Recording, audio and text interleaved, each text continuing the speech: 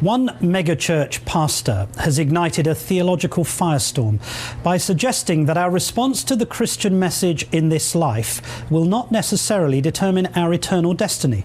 In his book, Love Wins, Heaven, Hell, and the Fate of Every Person Who Ever Lived, Rob Bell says that ultimately all people will be saved, even those who've rejected the claims of Christianity. He argues people will eventually be persuaded by God's love, post-mortem, in the life to come. And Pastor Rob Bell joins us now. Good afternoon, sir. Before we come to talk about the book, just help us with this tragedy in Japan. Which of these is true?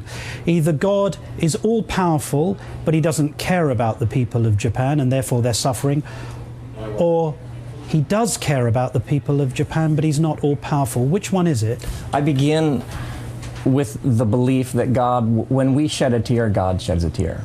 So I begin with a divine being who is profoundly empathetic, compassionate, and stands in solidarity with us.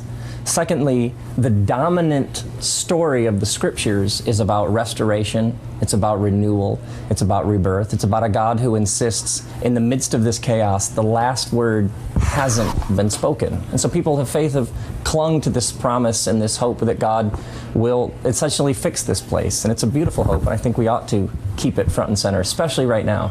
So which of those is true? He's all-powerful and he cares, or he cares and is not all-powerful? I think that this is a paradox at the heart of the divine, and some paradoxes are best left exactly as they are. Okay. This book you've written has been stirring some controversy because the implication is, as you put it, God's love will eventually melt hearts. That's what you say in the book. So are you a universalist who believes that everyone can go to heaven regardless of how they respond to Christ on earth? In regards to the question, are you a universalist, I would say first and foremost, no. And that is a perspective within the Christian stream. There has been, within the Christian tradition, a number of people who have said, given enough time, God will win everybody over. One of the things in the book I'm very clear on and want people to see is that this tradition has all of these different opinions. Everybody will be won over. Some will continue to resist God's love. And that Christians have disagreed about this speculation. I get that. But so is it irrelevant and is it immaterial about how one responds to Christ in this life in terms of determining one's eternal destiny? Is that immaterial? I think it's extraordinarily important. I think it's extraordinarily important. But in your book, you said that God wins regardless in the end.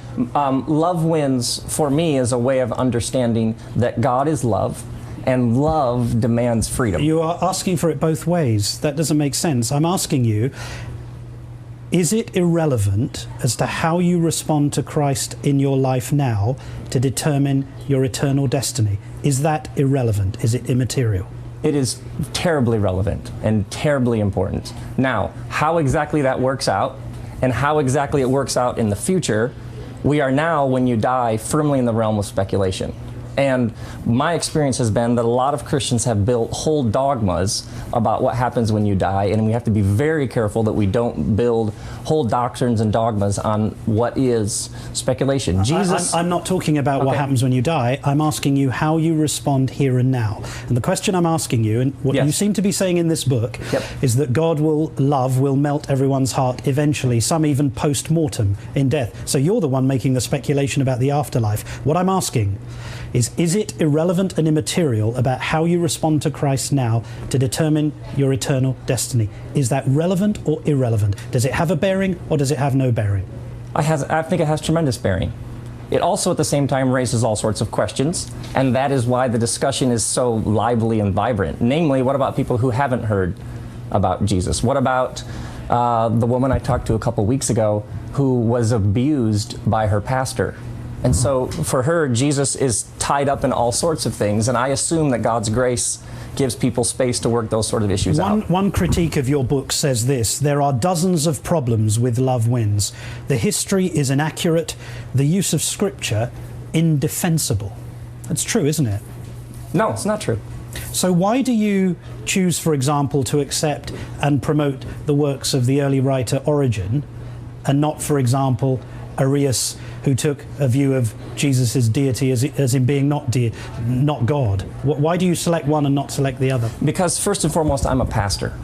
And so I deal with real people in a real world asking and wrestling with these issues of faith. And what I have discovered over and over again is there are people who have questions and hunches and have sort of, I'm really struggling with this. And when you can simply give them the gift of, by the way, within the Christian tradition, there are scholars and theologians and there are other people who have had the same questions. They have had the same theories. But you've just indicated, though, one of the problems with this book, which is, in a sense, you're creating a Christian message that's warm, kind, and popular for contemporary culture, but it's frankly, according to this critic, unbiblical and historically unreliable.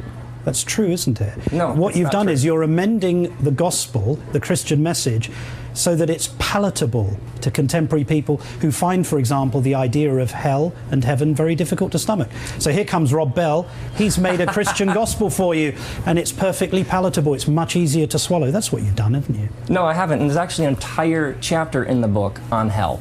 And there's throughout the book, over and over again, our choices matter. The decisions we make about whether we extend love to others or not, the ways in which we resist or we open ourselves to God's love, these are incredibly important. How much is this book you working out your own childhood experience of being brought up in a fairly cramped evangelical family and really finding that difficult as you became an adult? How much is this actually that? Oh, I would totally own up to that in a heartbeat. I think we are all on a journey, and we all were handed things. You were handed things. I were handed things. This is the way the world works. This is what matters. This is what doesn't. Here's who these people are. Here's who these people are. Here's who's in. Here's who's out. We've all been handed these things, and we spend our lives sort of pushing back and questioning and probing. I think that's what makes it so engaging. It's part of the joy of life. Pastor Rob Bell, thank you very much for joining us. And your book is called Love Wins, a book about heaven, hell, and the fate of every person who ever lived. Thank you.